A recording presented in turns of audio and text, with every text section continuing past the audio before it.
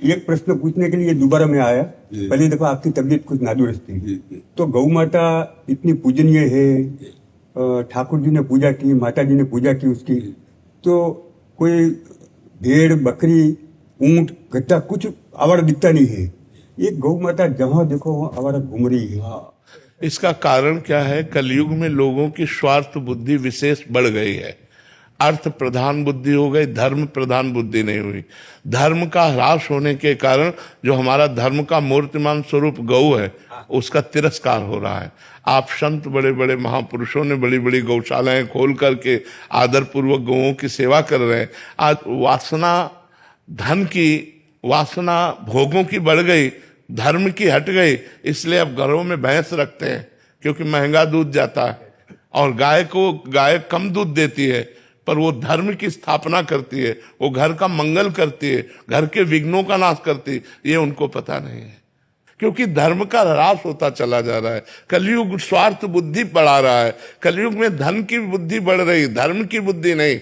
जबकि हमारे पुरुषार्थ में पहले धर्म है, फिर अर्थ है, फिर काम है, फिर मोक्ष है। लेकिन लोग धर्म का त्याग करके अर्थ की प्राप्ति और कामना की पूर्ति में लगे हैं। धर्म और मोक्ष दोनों का त्याग हो गया है, क्योंकि गौ सेवा मोक्ष की भी प्राप्ति का हेतु है। क्योंकि स्वयं भगवान श्री कृष्ण ने परब्रह्म परमात्मा होते हुए भी गौएं चराई, गौओं की सेवा की। गौओं का दुग्ध जो है वो हमारे हविष्यान्न में आता है, यज्ञ की पूर्ति होती है, देवता प्रसन्न होते हैं और सारे विघ्नों का नाश होता है। स्वयं भगवान के श्री अंगों में गौ का गोबर लगाकर और गौ की पूंछ से निर्विघ्नता का प्रमाण दिया जाता था। तो ये गृहस्थ लोग जो आज दुखी अशांत, भाई भाई में झगड़ा, पूरे घर में अशांति छाई, उसका कारण यही है, धर्म का लोप हो जाना।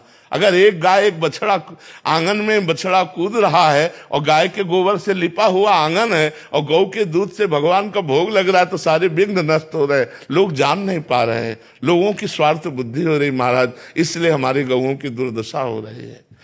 तो आशीर्वाद दीजिए कि क्या इसके लिए अभी कि हर बड़े बड़े नगर और गांव में सार्वजनिक गौशाला हो, जिसमें ये जो हमारी गौएं इधर उधर भटक रही हैं, जो गौओं की सेवा नहीं कर पा रहे हैं स्वार्थवशात, वो उस गौशाला में दें। और उस गौशाला में 10-5 लोग मिल करके अर्थव्यवस्था ऐसी करें कि जो बूढ़ी गायें हैं, जो दूध नहीं देती, जो साँड़ हैं, जिनका प्रयोग इस समय नहीं हो रहा है। पहले था कि बैलों से जुताई होती थी, अब ट्रैक्टर की जुताई होती है, इसलिए जो नंदी हैं उनका अपमान हो रहा है, नंदियों को ऐसे छोड़ा जा रहा है। तो उनको सब गौशाला में सुरक्षित रखा जाए, जिससे दूसरों को जो कष्ट हो रहा है, दूसरों को भी कष्ट हो रहा है। गाय ऐसे अनाथ छोड़ दी जा रही हैं जिनको भोजन का कष्ट है, और वो रोष में आकर के लोगों को फिर दंड देती है।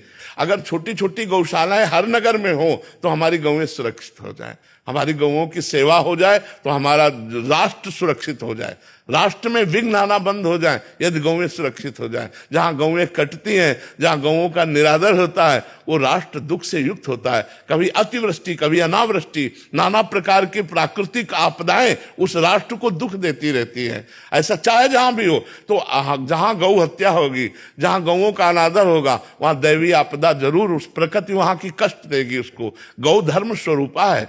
जैसे वेद माता गायत्री है, ऐसे धर्म माता गाय है। गाय धर्म स्वरूप है।